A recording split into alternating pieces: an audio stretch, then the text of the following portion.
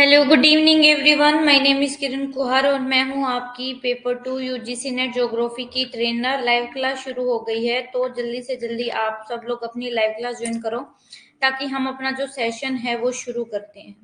2 minute wait कर लेते हैं ताकि सभी जो बच्चे हैं वो जुड़ जाए, उसके बाद जो क्लास है वो शुरू करते हैं।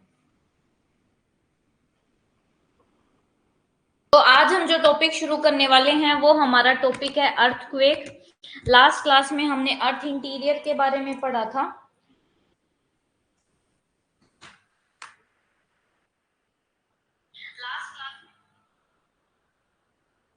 और आज जो हमारा टॉपिक है वो कौन सा टॉपिक रहेगा आपका?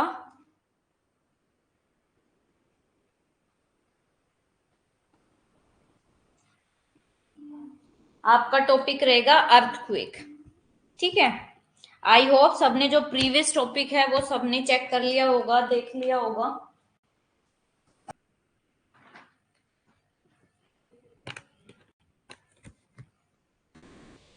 तो अर्थक्वेक हम शुरू करने वाले हैं और सबसे पहले हम पढ़ते हैं अर्थक्वेक। अर्थक्वेक को हिंदी में बोला जाता है बेटे भूकंप बोला जाता है।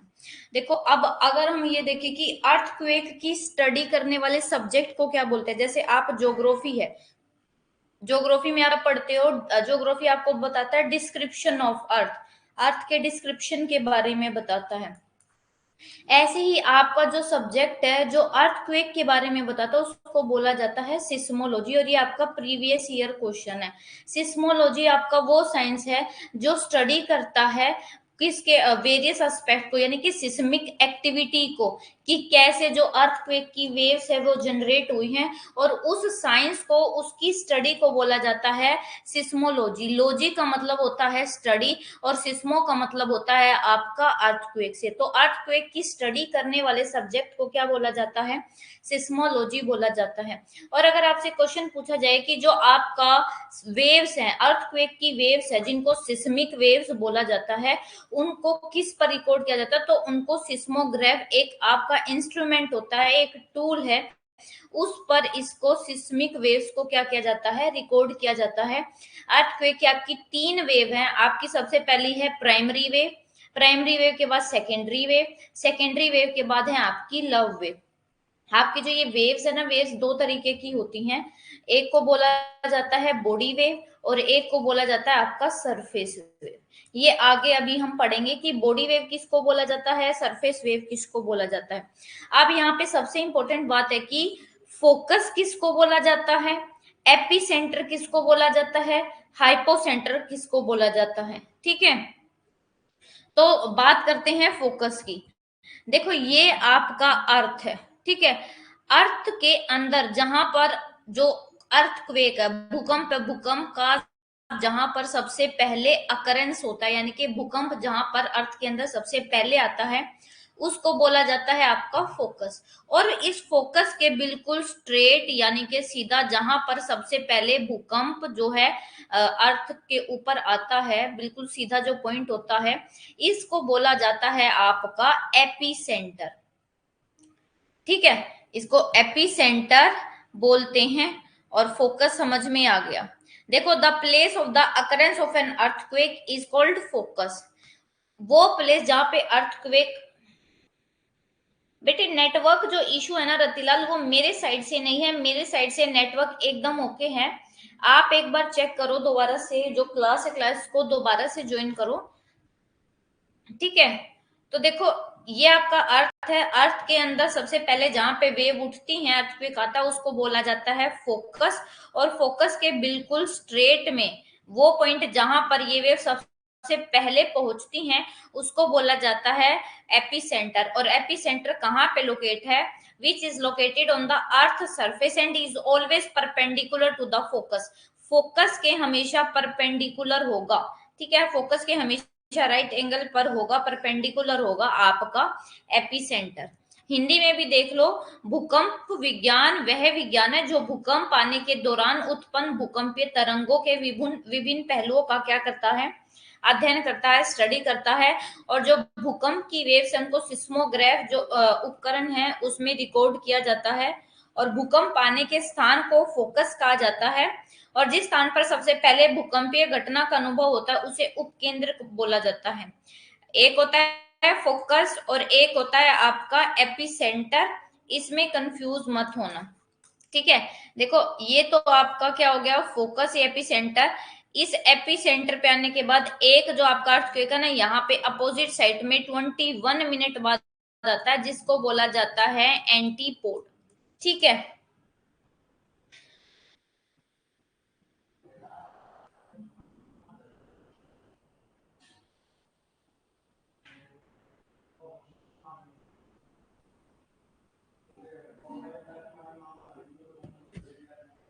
जो डीपेस्ट फोकस है, मतलब कि आज तक का सबसे गहराई से आने वाला जो अर्थक्वेक है, वो 700 किलोमीटर की गहराई से, यानी कि ये आपका अर्थ है, अर्थ के सरफेस से 700 किलोमीटर की गहराई से क्या है, अर्थक्वेक का ओरिजिन हुआ है, यहां से वेव चली है, ठीक है। अभी आपको देखो बहुत सारे ट्रेमर क्या होते हैं, झटके आपको फील होते हैं, और क्या है उसको क्या बोला जाता है, जो आपको अलग अलग तरीके के वो ट्रेमर जो जनरेट होते हैं अर्थक्वेक के दौरान, उसको बोला जाता है सिस्मिक वेव। जो आपको अर्थक्वेक के टाइम पे अलग अलग आपको ट्रेमर फील होते हैं ना, कि एक बार झटकाया, फिर दूसरी बार, फिर तीसरी बार, सबसे जो है हाई लेवल का होता है, तो उन जो ट्रेमर्स होते हैं उनको क्या बोला जाता है, सिस्मिक वेव बोला जाता है।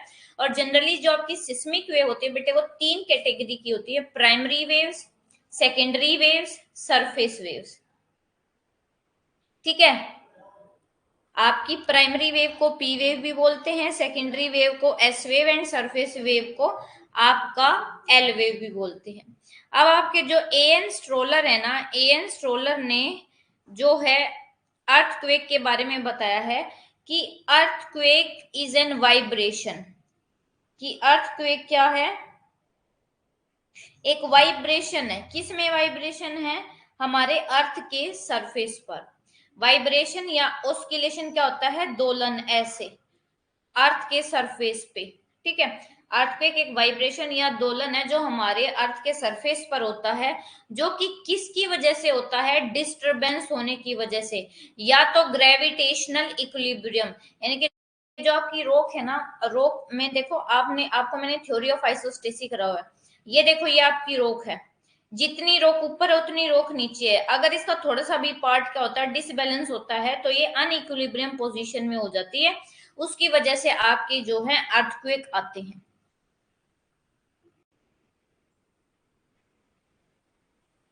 सबसे गहरा फोकस कहां पर है, कहां से किया गया है, 700 किलोमीटर की गहराई पर मापा गया है पृथ्वी की सतह से। और भूकंप आने के दौरान बहुत अलग अलग जो है झटके फील होते हैं, उन झटकों को ही भूकंपीय तरंगे कहा जाता है। और आमतौर पर ये 3 तरीके की होती है, प्राथमिक, द्वितीयक और सतही लहर की, ठीक है। और जो भूकंप है वो पृथ्वी की सतह का एक कंपन या दोलन है, जो चट्टान के लचीले या गुरुत्वाकर्षण संतुलन में क्या करता है, जब आप जो रॉक्स हैं अर्थ के, आपका हमें पता है कि हमारा क्या है, ये अर्थ है, अर्थ सरफेस पर बहुत सारी रॉक्स है, इस रॉक्स में क्या है, बैलेंस है। अगर इनका बैलेंस क्या हो जाता है, बिगड़ जाता है, तो उसकी वजह से आपके क्या आते हैं, अर्थक्वेक आते हैं। ये देख लो आपका, ये आपका जो फोकस है ना बेटे, फोकस को आप हाइपोसेंटर भी बोलते हो, फोकस को हाइपोसेंटर भी बोलते हो। और इस फोकस के बिल्कुल सीधा स्ट्रेट में जो आपका पॉइंट होता है, उसको क्या बोलते हैं, एपिसेंटर, ठीक है। आपका क्या है, ये आपका फोकस है, फोकस के बिल्कुल ये स्ट्रेट में कौन सा है, एपिसेंटर है।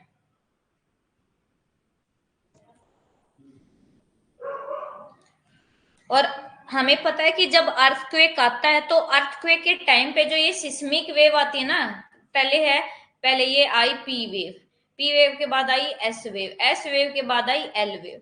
तो ये जो है ना आपके सिस्मोग्राफ के द्वारा क्या कर ली जाती है, रिकॉर्डेड। और शुरुआत में क्या होता है ना, आपकी बहुत छोटी छोटी जो है वेव्स रिकॉर्ड होती है, और मतलब कि शुरू, कई आपकी वेव्स है ना इतनी छोटी होती है ना कि वो सिस्मोग्राफ में रिकॉर्ड ही नहीं हो पाती है। और इस तरह के जो ऐसे ट्रेमर आते हैं, ऐसे झटके आते हैं ना जो हमें महसूस भी नहीं होते, उनको प्रीलिमिनरी ट्रेमर बोला जाता है। और एक इंटरवल के बाद ये जब आपके छोटे छोटे आपके गैप आ रहे हैं, इसमें एक इंटरवल के बाद बहुत जो है सेकंड ट्रेमर आता है, जिसको बोला जाता है सेकंड प्रिलिमिनरी ट्रेमर। यानी कि पहले आया जो हमें फील भी नहीं हुआ, दूसरा ऐसा आएगा कि थोड़ा सा हमें फील हो जाएगा, कभी फील होता है कभी नहीं होता। तीसरा क्या आता है, मेन ट्रेमर होता है, बहुत स्ट्रॉन्ग वेव इसमें क्या करी जाती है, इसमें रिकॉर्डेड होती हैं। थ्री ट्रेमर होते हैं, preliminary tremor, second preliminary tremor और main tremor.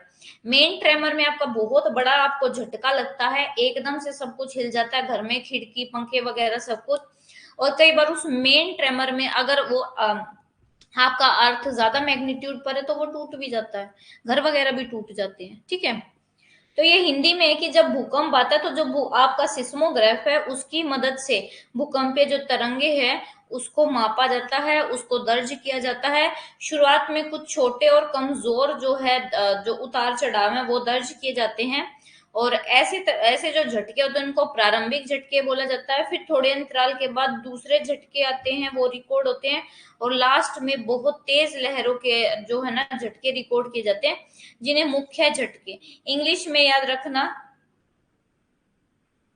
Main main tremor, preliminary tremor and second preliminary tremor. ठीक है, और बेटे एक बात और याद रखो, ये आपका अर्थ है ना, अर्थ के अंदर का जो स्ट्रक्चर है, अर्थ के अंदर की जो रॉक्स है, वो भी आपके जो अर्थ के है ना उसको क्या करती है, वो भी आपके अर्थ के नेचर को डिफाइन करती है। जो नेचर और प्रॉपर्टीज हैं आपके अर्थ के इंटीरियर की, वो भी सक्सेसफुली ऑब्टेन करती है। ठीक है, और बहुत सारी स्टडी के वेरियस एस्पेक्ट के बेस पे जो सिस्मिक वेव है वो mainly velocity and travel path of this wave while passing through a homogeneous solid body, but these waves are reflected and refracted while passing through a body having hetero। ये कहते हैं कि जब तक जैसे आपका ये अर्थ के अंदर का है, ये आपका क्या है, मेंटल है, मेंटल के बाद क्या है, कोर है। जब तक इनमें होमोजिनिटी होती है, जैसे आपका अपर मेंटल है, अपर मेंटल में ये वेव क्या हो जाती है, रिफ्लेक्ट और रिफ्रैक्ट हो जाती है। क्यों? क्योंकि अपर मेंटल आपका क्या है, लिक्विड में है। लोअर मेंटल और फिर आपका क्या है, इनर कोर, वहां पे क्या रहते हैं, इनकी डायरेक्शन में कोई चेंज नहीं होता, लेकिन जैसे ही आउटर कोर में कोई चेंज होता है, जैसे ही इनर कोर में होता है तो वहां पे चेंज हो जाता है। क्यों? क्योंकि वहां पे फिर से आपका जो कोर है वो क्या आ जाता है, लिक्विड में आ जाता है, इसलिए इनकी डायरेक्शन में, डेंसिटी में चेंज हो जाता है। आया समझ में? उसके बाद कहते हैं कि अगर हमारी अर्थ अर्थ अंदर से, चाहे आपका क्रस्ट है, चाहे आपका मेंटल है, चाहे आपका कोर है, ये अगर तीनों सेम मटेरियल के होते ना, सॉलिड मटेरियल से बनी होती, तो ये जो सिस्मिक वेव है ना, ये आपका डायरेक्ट स्ट्रेट पाथ में आती। मतलब कि देखो जैसे अभी ऐसे आ रही है, ऐसे ऐसे, कोई ऐसे कोई ऐसे, लेकिन जब अगर आपका सारा अर्थ सॉलिड पार्ट से बना हुआ था तो ये सीधा कैसे आती, ऐसे सीधी स्ट्रेट, बिल्कुल ऐसे, बिल्कुल ऐसे, बिल्कुल सीधी स्ट्रेट आती। ठीक है, कोई डेविएशन नहीं होता, ना कोई रिफ्लेक्शन होता। लेकिन ये जो बात है ना, ये रियलिटी में जो है ट्रू नहीं है। ठीक है,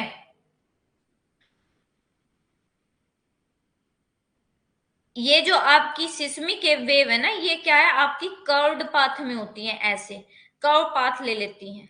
ठीक है, इनका कैसे पाथ होता है, कर्व्ड और रिफ्रैक्टेड पाथ होता है।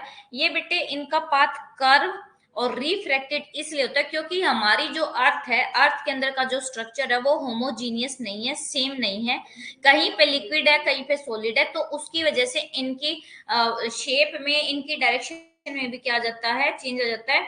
तो ये ऑब्वियस है कि जो आपका अर्थ है, अर्थ क्या है, is not compose of homogeneous material, homogeneous material से नहीं बनी है। जबकि जो आपके अर्थ के जितनी भी लेयर उसमें डेंसिटी में डिफरेंस है, वेरिएशंस है, जिसकी वजह से इनमें भी क्या हो जाते हैं, वेरिएशंस हो जाते हैं। उसके बाद बोलते हैं कि जो सिस्मिक वेव है ना वो कहाँ रिफ्रैक्ट हो जाती है, एट द जैसे आपका रिफ्लेक्शन होता है ऐसे ही क्या होता है, रिफ्रैक्शन होता है, रिफ्लेक्ट हो जाती है जहां पे डेंसिटी चेंज होती है। जैसे आपका क्रस्ट है, क्रस्ट के बाद मेंटल है, तो जैसे ही क्रस्ट से मेंटल में एंटर करेगी तो वो क्या हो जाएगी, उसकी डेंसिटी डेंसिटी चेंज हो जाएगी दो लेयर की। जब दो लेयर के बीच की डेंसिटी चेंज, तो जो सिस्मिक वेव है उसकी भी तो जो डायरेक्शन है वो चेंज हो जाएगी। ठीक है। जब ये देखो रेगुलर चेंजेस होते रहते हैं डेंसिटी में अर्थ के अंदर, जिसकी वजह से जो आपकी सिस्मिक वेव है ना उसकी पाथ में डायरेक्शन में भी क्या होते रहते हैं, चेंजेस होते रहते हैं। तो जो ये सिस्मिक वेव है ये क्या है, कनकेव है, कनकेव टुवर्ड्स द सरफेस, ऐसे हैं आपकी सिस्मिक वेव। और ये पहले बताया गया था कि जो आपकी एस वेव है ना वो लिक्विड से पास नहीं हो सकती। ये बात हमेशा याद रखना कि जो आपकी सेकेंडरी वेव है, एस वेव है, वो लिक्विड से पास नहीं होती है। और डेप्थ स्टडी जो करते हैं सिस्मिक वेव की, ओल्डहैम ने ये बताया है, एग्जाम्पल देके बताया कि 1909 में ये बताया था कि जो एस वेव है ना वो डिसअपियर हो जाती है, मतलब कि खत्म, दिखना बंद हो जाती है। कहाँ पे, 120 डिग्री के एंगुलर डिस्टेंस पर, यानी कि ये अर्थ के 120 से 120 इसके बीच में दिखना बंद हो जाती है। और यहाँ पे पी वेव क्या है, वीक पड़ जाती है। ऐसा नहीं कि पी वेव लिक्विड से पास नहीं होती है, बट थोड़ा सा क्या हो जाता है, थोड़ा सा वीक पड़ जाती है ये। ठीक है।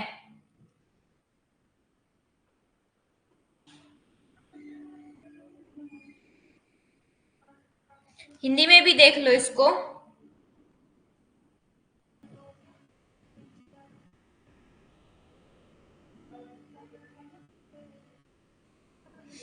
ठीक है। जो आपकी भूकंप की तरंगे है ना, जब घनत्व परिवर्तन होता है, ठीक है, आप जब बेटे डेंसिटी में चेंज हो जाता है ना, दो लेयर है आपकी, लेयर वन लेयर टू, इनके जब डेंसिटी में चेंज हो जाता है तो आपकी जो वेव्स है ना, वेव की डायरेक्शन भी चेंज हो जाती है। अगर मान लो वे यहां से आ रही है तो वे क्या हो जाएगी, फिर ऐसे चली जाएंगी डेंसिटी में, ऐसे अगर वो आ रही है तो ऐसे हो जाएंगी, डेविएट हो जाएंगी अपने रास्ते से। और ये जो आपकी एस वेव्स है ना, एस वेव्स कभी भी सॉलिड पार्ट से होकर नहीं गुजर सकती है, एस वेव सॉलिड पार्ट से जाती ही नहीं है। और ये बात कब पता लगी, जब 1909 में ओल्डहम थे ना, ओल्डहम ने बहुत डीप स्टडी करी और उन्होंने बताया कि जो आपका एस वेव है ना, ये अर्थ है, अर्थ का 120 डिग्री से 120 डिग्री के बीच में क्या हो जाती है, डिसअपियर हो जाती है। डिसअपियर क्यों हो जाती है, इनका रीजन ये है कि ये एस वेव लिक्विड से पास नहीं हो सकती, और जबकि पी वेव इस एरिया के बीच में क्या पड़ जाती है, कमजोर पड़ जाती है। और ये क्लियरली एविडेंट है कि जो एस वेव है वो टोटली एब्सेंट है, दिखती ही नहीं है अर्थ के कोर में। क्यों, क्योंकि अर्थ का कोर किससे बना हुआ है, लिक्विड से बना हुआ है। ठीक है। और ये अपीयर है हमारी ऑब्जर्वेशन के कि जो कोर है वो कोर लिक्विड स्टेट में है।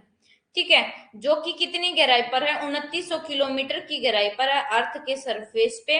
और इस फाइंडिंग के बेस पर जो साइंटिस्ट है उन्होंने ये एस्टिमेट लगाया है कि जो आयरन और निकल है ना अर्थ के कोर में, उसकी वजह से अर्थ का जो कोर है वो क्या है, लिक्विड इन स्टेट है।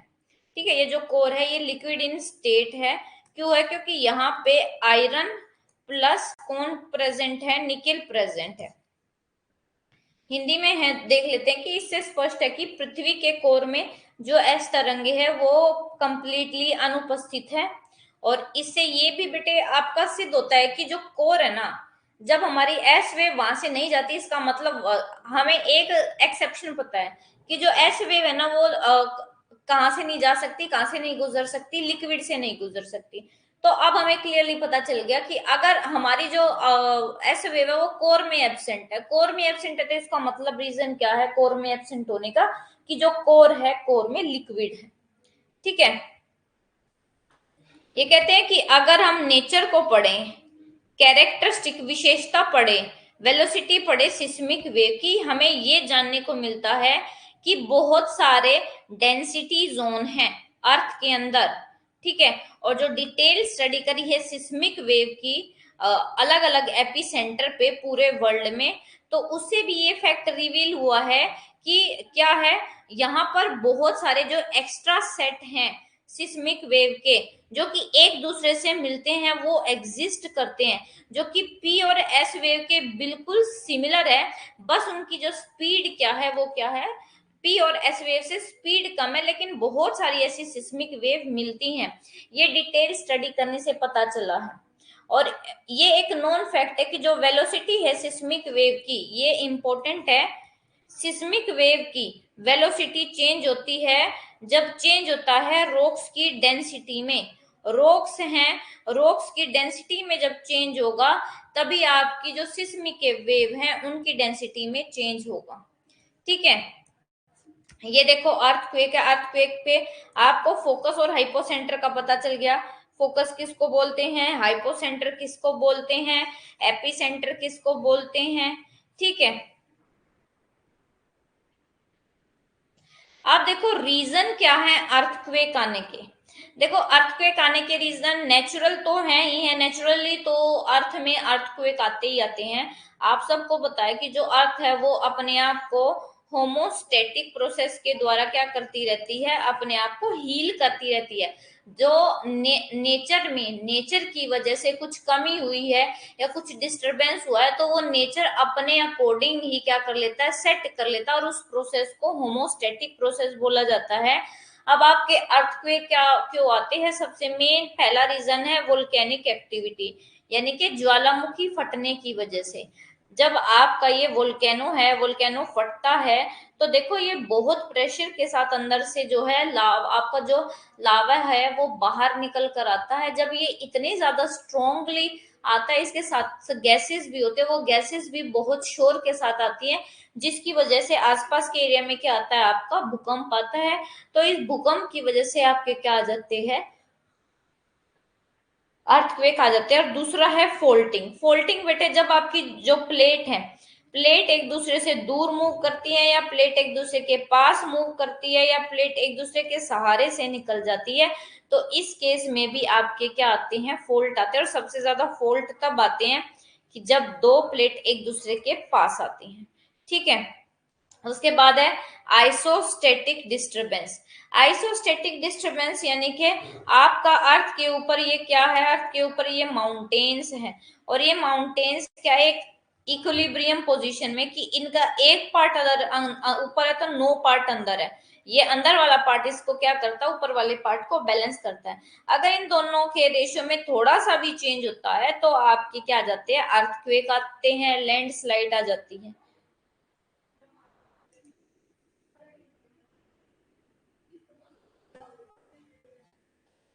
उसके बाद है आपका हाइड्रोलोड। हाइड्रोलोड जैसे हम डैम वगैरह बना देते हैं ना, तो उसकी वजह से जो आपका लैंड है ना, उस लैंड पार्ट पर लोड बहुत बढ़ जाता है कंक्रीट का, जिसकी वजह से क्या आता है, अर्थक्वेक ज्यादा आ जाते हैं, ठीक है। और उसके बाद है अर्थ सरफेस का कंप्रेशन। मान लो आपका ये क्या है, एक मिनट इसको क्लियर कर देते हैं। देखो ये ऊपर एक प्लेट है, ये ऊपर एक प्लेट है, ये इधर नीचे की तरफ मूव कर रही है, ये ऊपर की तरफ मूव कर रही है। तो ये इससे क्या है, बीच वाला जो एरिया वो बिल्कुल कंप्रेस हो जाता है, दब जाता है, जिसकी वजह से आपके क्या आते हैं, वहां पर अर्थक्वेक आते हैं। और प्लेट टेक्टोनिक, मैंने आपको पहले भी बताया था, प्लेट तीन तरीके की होती है। पहली वो प्लेट जो एक दूसरे से दूर जाती है, दूसरी जो एक दूसरे के पास आती है, तीसरी जो एक दूसरे के पास से गुजर जाते हैं। और सबसे ज्यादा अर्थक्वेक आते हैं जब दो प्लेट एक दूसरे के पास आते हैं, भारी प्लेट हल्की प्लेट के नीचे क्या हो जाती है, धस जाती है, ठीक है। अब आपके क्या है टाइप्स ऑफ अर्थक्वेक, अर्थक्वेक के टाइप बता रखे हैं। सबसे पहला जो अर्थक्वेक है,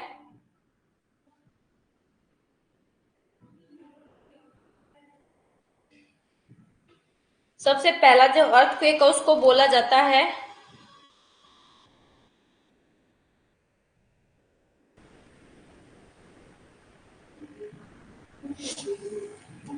ठीक है, उसके बाद आपका, हाँ, कि अर्थक्वेक कितने टाइप के होते हैं। तो सबसे पहले जो आपका अर्थक्वेक है उसको बोला जाता है टेक्टोनिक अर्थक्वेक। ठीक है, टेक्टोनिक अर्थक्वेक कब आते हैं? जब आपकी प्लेट मूवमेंट करती है, व्हेन प्लेट्स मूव। जब आपकी प्लेट तीन तरीके की होती है। प्लेट वन, जब दो प्लेट एक दूसरे से दूर जाती हैं। प्लेट टू, जब दो प्लेट एक दूसरे के पास आती है। तीसरा जो टाइप होता है वो होता है जब दो प्लेट एक दूसरे के पास से गुजर जाती है। ठीक है, ये जो आपका अर्थक्वेक है तो वो इन प्लेट के मूवमेंट होने की वजह से आता है। Tectonic earthquake generated due to sliding of the rocks along the fault plane। fault plane क्या होता है? एक आपकी लाइन होती है, इस लाइन के सहारे आपकी दो प्लेट खिंच सकती है, या तो ये इधर चली जाती है, ये उधर चली जाती है, या इससे ये इधर आ जाती है, ये इधर आ जाती है। ठीक है, तो इसकी वजह से जो मोस्ट कॉमनली आपके अर्थक्वेक आते हैं ना, तो वो इस टेक्टोनिक अर्थक्वेक की, टेक्टोनिक प्लेट्स की वजह से आते हैं। जैसे आपका यहाँ पर जापान है, जापान के बाद यहाँ पे पैसिफिक प्लेट है, और यहाँ पे नीचे क्या है? फिलिपाइन प्लेट है।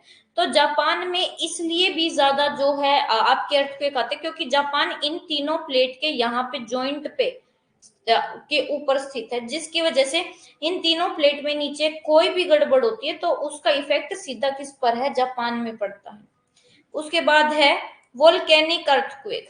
जब कोई आपका ज्वालामुखी फटता है, मान लो आपका कोई भी एरिया है, ये रॉक है, ये सॉफ्ट रॉक वाला एरिया है, तो यहाँ पे नीचे क्या है आपका? ये एक वेंट है, एक कॉल्डेरा है, और यहाँ पे क्या है? नीचे से आपका इस पाइप के थ्रू ये मैग्मा चैम्बर है, यहाँ पे क्या है? मैग्मा आ रहा है। ठीक है, तो उससे क्या होगा बेटे? आपका ये जैसे ही आपका लावा बाहर आया, ये बहुत प्रेशर से अंदर से आता है, जिसकी वजह से आसपास की जो धरती है वो सारी हिल जाती है, और उसकी वजह से आपके क्या आते हैं? अर्थक्वेक आते हैं। volcanic earthquake occur due to volcanic activities and displacement caused because of those। volcanic activity की वजह से ये earthquake आते हैं, और these are confined to area of active volcano। और इस तरीके के जो वोल्केनो होते हैं ना, वो स्पेशली उस एरिया में आते हैं जहां पे वोल्केनो एक्टिव है, मतलब कि लगातार फटते रहते हैं। एग्जाम्पल आपका मेडिटेरियन सी है। मेडिटेरियन सी में एक आइलैंड है जिसका नाम है लिपारी आइलैंड। लिपारी आइलैंड पे जो सिसली है, सिसली में एक आपका क्या है? वोल्केनो है जिसका नाम है स्ट्रम्बोली। स्ट्रम्बोली में क्या होता है? हर 15 मिनट के बाद आपका अर्थक्वेक फटता है। ठीक है, ये भूकंप कितने प्रकार के होते हैं ये आपको बता दिया है। टेक्टोनिक भूकंप है, उसके बाद आपका ज्वालामुखी भूकंप है, ये आपको समझा ही दिया, और एक आपका टेक्टोनिक भूकंप। अब उसके बाद है आपका कोलैप्स अर्थक्वेक। ठीक है, कोलैप्स अर्थक्वेक क्या होता है कि बेटे आपका ये रोक आपका माउंटेनस एरिया, और माउंटेनस एरिया में यहाँ पे क्या कर देते हैं? अंदर से इन रॉक्स को खोखला कर देते हैं, यहाँ पे माइनिंग कर देते हैं। तो माइनिंग करने की वजह से अब ये कैसी बच जाती हैं? सिर्फ ऐसी ऐसी रह जाती हैं। ठीक है, ये माउंटेन्स ऐसे रह जाते हैं, तो जिसकी वजह से क्या होता है बेटे? ये खोखली हो जाती है, और खोखली होके क्या है? गिर जाती है। गिरने की वजह से वहां पे क्या आता है? आपका अर्थक्वेक आता है, भूकंप आता है। कोलैप्स अर्थक्वेक मोस्टली उस पार्ट पर होता है जहां पे माइनिंग बहुत ज्यादा होती है, बहुत ज्यादा सीवियर जब माइनिंग करते हैं तो वहां पे क्या आता है? आपका कोलैप्स अर्थक्वेक आता है।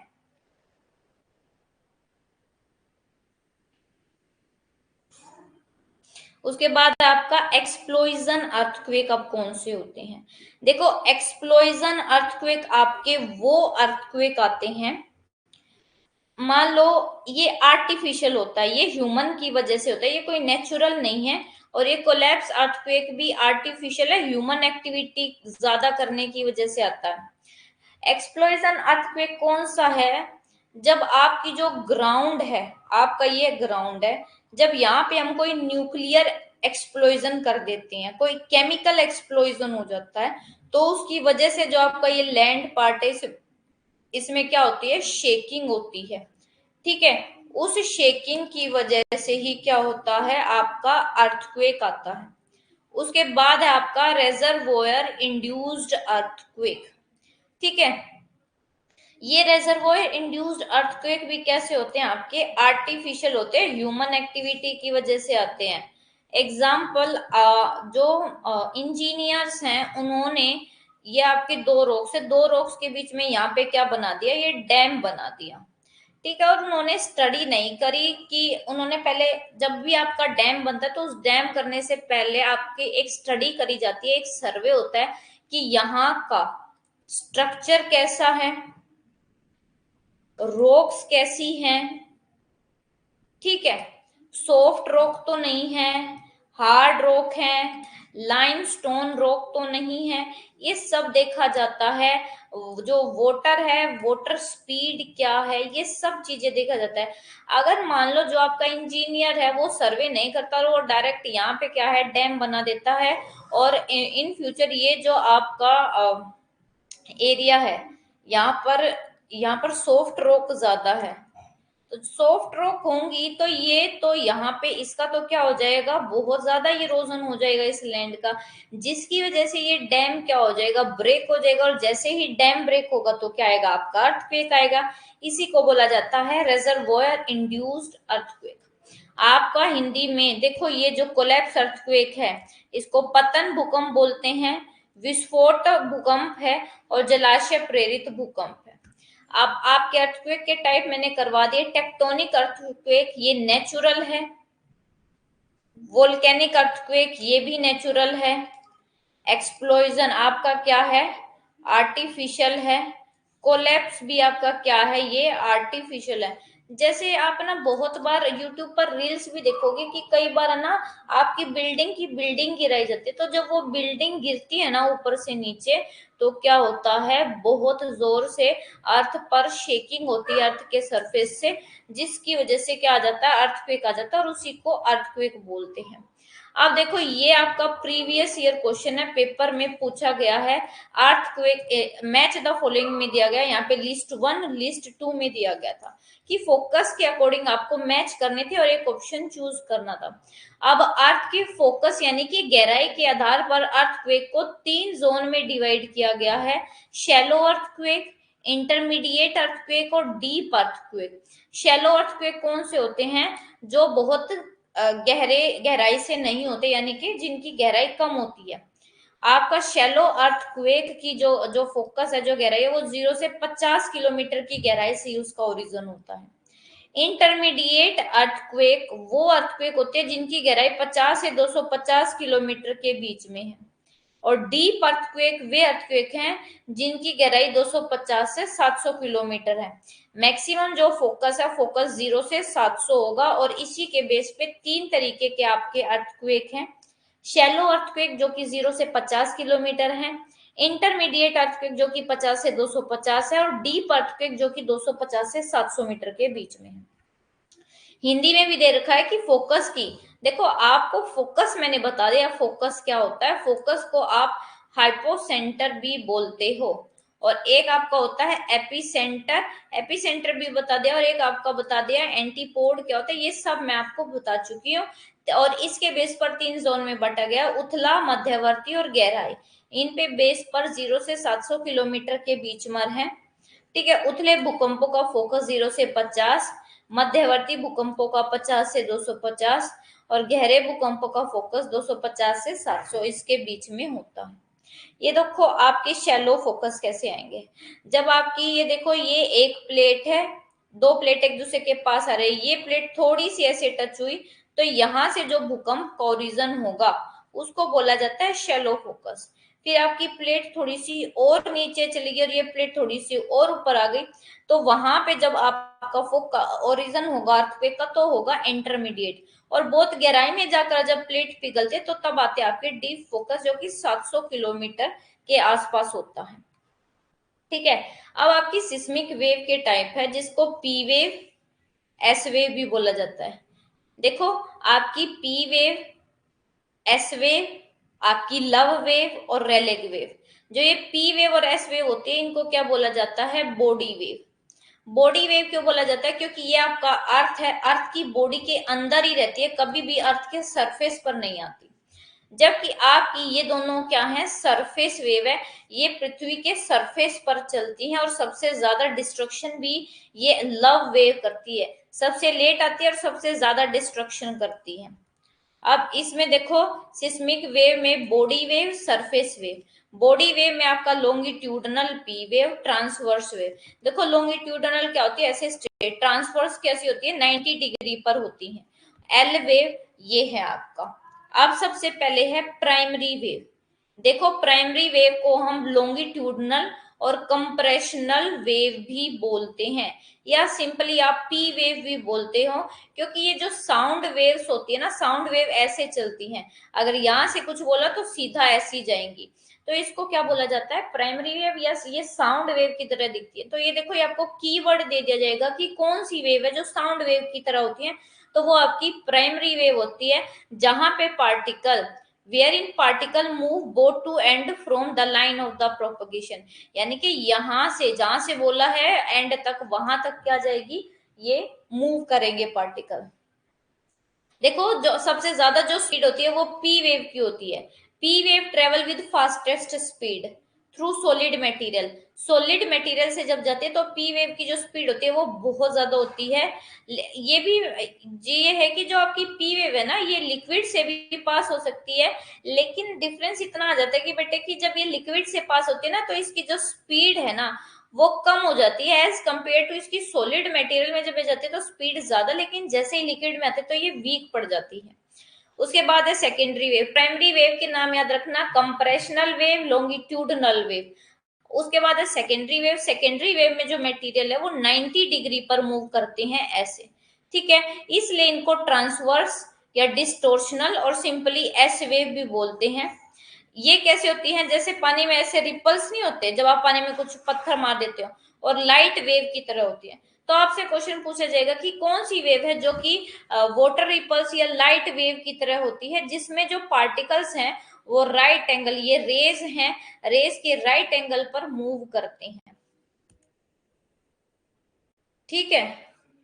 ये आपका क्या है,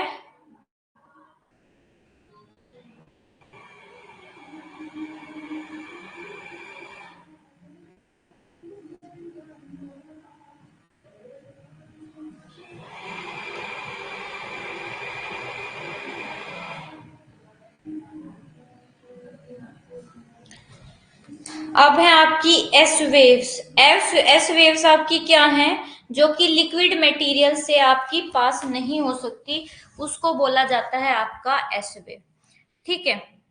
अब आपने बॉडी वेव्स के बारे में तो पढ़ लिया कि बॉडी वेव्स में आपकी एक पी वेव है, एक एस वेव है। पी वेव को हम लॉन्गिट्यूडनल वेव भी बोलते हैं, कंप्रेशनल भी बोलते हैं, और प्राइमरी वेव भी बोलते हैं।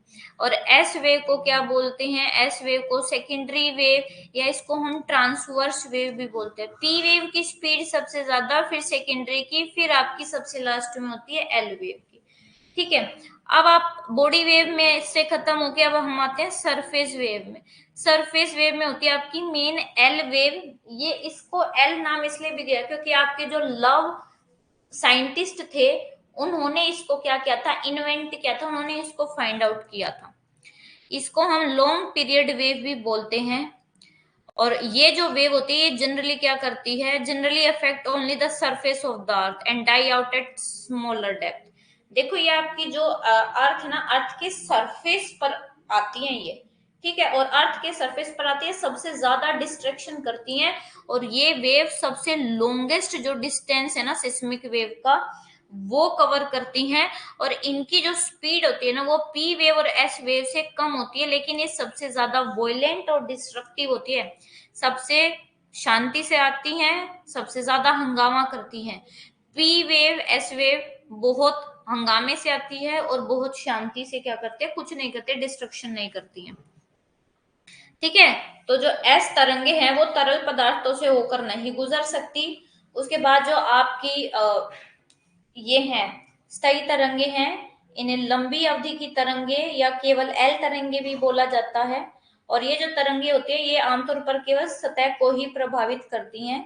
पृथ्वी और कम गहराई पर क्या है, ये मतलब कि ज्यादा डेप्थ से ओरिजिन नहीं होती, कम गहराई पर ही ये डिसअपियर हो जाती हैं। इनकी स्पीड जो है सबसे कम होती है, लेकिन ये सबसे ज्यादा हिंसक और विनाशकारी होती है, और ये स्टेटमेंट आती है आपके एग्जाम में। ठीक है, उसके बाद है एमरजेंस ऑफ शेडो जोन। अब शेडो जोन क्या होता है, देखो जहां पर आपकी ये एस वेव नहीं पहुंचती हैं, ये आपका अर्थ है अर्थक्वेक का ये जो पार्ट है, इसमें आपकी क्या है, एस वेव नहीं पहुंचती, तो इसको क्या बोला जाता है, शेडो जोन। ऐसे ही पी वेव भी नहीं पहुंच पाते, उसको भी क्या बोला जाता है, shadow zone of P waves. तो देखो earthquake waves get recorded in seismograph. ठीक है, जो अर्थक्वेक की जो वेव है, जो सिस्मोग्राफ में रिकॉर्ड हो जाती है, लोकेट हो जाती हैं, ठीक है। हाउएवर देयर, लेकिन कुछ ऐसा स्पेसिफिक एरिया भी है जहां पे ये जो वेव है वो नहीं पहुंच पाती, और उसी को बोला जाता है शेडो जोन। ठीक है, उसको क्या बोला जाता है, शेडो जोन। मतलब कि कुछ एरिया ऐसा है जहां पर ये हमारी वेव्स नहीं पहुंच पाती, उसको शेडो जोन बोला जाता है। बहुत सारी जब डिफरेंट इवेंट्स हुए, उन्होंने इस बात को रिवील किया कि जो हर अर्थक्वेक है, ठीक है, वो क्या है, हर अर्थक्वेक का एक जोन होता है, एक शेडो जोन होता है। और ये सिस्मोग्राफ में ऑब्जर्व किया कि जो डिस्टेंस है 105 डिग्री, एपी सेंटर से 105 डिग्री के बीच में क्या होता है, जो पी वेव और एस वेव हैं उनका अराइवल होता है, ये रिकॉर्ड होती है। लेकिन जो सिस्मोग्राफ है, सिस्मोग्राफ में 145 डिग्री से 145 डिग्री के बीच में पी वेव और एस वेव का अराइवल रिकॉर्ड नहीं होता है, जो कि ये शो करता है कि यहाँ पे पी वेव एस वेव नहीं आती, तो कुछ तो गड़बड़ है, कुछ तो ऐसी चीज है। ठीक है, तो जो जोन 105 से 145 के बीच में है, ये एपी सेंटर से 105 से 145 डिग्री के बीच में शेडो जोन होता है, दोनों वेव का, पी वेव का भी, एस वेव का भी। पूरा जोन 105 से 105 के बीच में आपकी क्या है, अर्थक्वेक, एस वेव नहीं होती, तो उसको बोला जाता है shadow zone of S wave. ठीक है, तो शेडो जोन जो है एस वेव का वो ज्यादा बड़ा है पी वेव्स के। जो शेडो जोन है पी वेव का वो क्या है, 105 से बस 100, ये अर्थ है, अर्थ में 105 से 145 इतनी है। वही अगर आप एस वेव का देखोगे तो वो 145 से 105 से 145, 105 से 145 नहीं, 145 से 145 है। ठीक है, तो जो शेडो जोन है एस वेव का, वो क्या है, is not only larger in extent but it is also little over 40% of the earth surface. कहते हैं कि एस वेव एरिया में ही बड़ा नहीं, ये अर्थ के सरफेस से भी 40% ज्यादा जो है ना, इसका शेडो जोन है। ये देखो, ये आपका क्या है, एस वेव, कोई डायरेक्ट यहाँ पे ये 105 से 105 के बीच में कोई डायरेक्ट आपकी एस वेव रिकॉर्ड नहीं होती है। और पी वेव देखो 105 से 145 इधर, 105 से 145 इधर, यहाँ पे बस रिकॉर्ड नहीं होती है।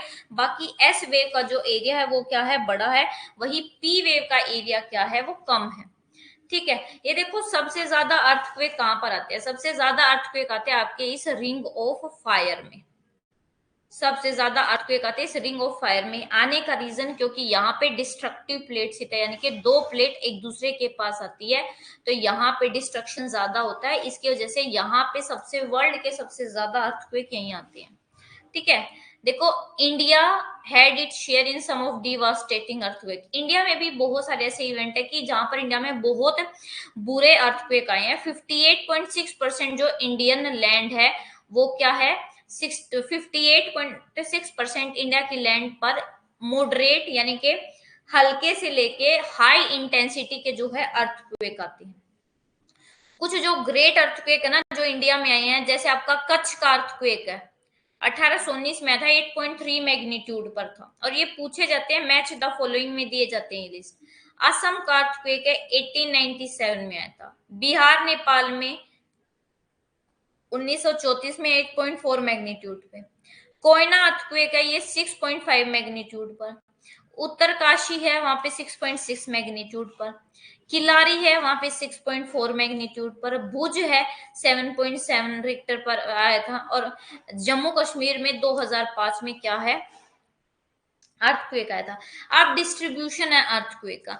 देखो अगर सबसे बड़ी बेल्ट बताओ ना अर्थक्वेक की, तो वर्ल्ड की जो सबसे बड़ी ग्रेटेस्ट अर्थक्वेक बेल्ट है वो है सरकम पैसिफिक बेल्ट, जो अभी आपको बताई थी, चारों ओर पैसिफिक के। इस वाली बेल्ट में पूरे वर्ल्ड के 63 से 65% के बीच में क्या आते हैं, अर्थक्वेक आते हैं, इसलिए इसको रिंग ऑफ फायर भी बोला जाता है। ये बेल्ट यहाँ पे क्यों आते हैं सबसे ज्यादा, क्योंकि यहाँ पे क्या है, आपका सबडक्शन जोन है, दो प्लेट एक दूसरे के पास आती हैं, जिसकी वजह से यहाँ पे क्या है, अर्थक्वेक ज्यादा आता है। सेकेंड है आपकी एल्पाइड अर्थक्वेक बैंक, अफ्रीका के यहाँ से और एशिया के यहाँ से, इसको मिड कॉन्टिनेंटल बेल्ट भी बोलते हैं। ये जावा से सुमात्रा, आपका जावा है, जावा से सुमात्रा के बीच में है, और जावा से लेके सुमात्रा, सुमात्रा से फिर हिमालय और मेडिटेरियन और अटलांटिक ओशियन से शुरू होती है, और वहां नीचे एशिया में सुमात्रा तक है। 21% जो वर्ल्ड के लार्जेस्ट अर्थक्वेक आते हैं वो यही से आते हैं। ठीक है, तो जो थर्ड प्रोमिनियंट बेल्ट है वो क्या है आपका, मिड एटलांटिक रीजन, यानी कि अटलांटिक ओशन में आपके क्या आते हैं, सबसे ज्यादा अर्थक्वेक आते हैं। ठीक है, यहाँ पे दो प्लेट एक दूसरे से दूर जाती है। यहाँ पे क्या आता है आपका एफ्यूजिव, यानी कि एफ्यूजिव क्या होता है, लावा शांति से निकलता है यहाँ पे। ठीक है, तो यहाँ पे अर्थक्वेक भी क्या आते हैं, शैलो अर्थक्वेक आते हैं। ठीक है, देखो इस वाली बेल्ट में सबसे ज्यादा क्या आते हैं बेटे, अर्थक्वेक आते हैं, इसलिए इसको रिंग ऑफ फायर।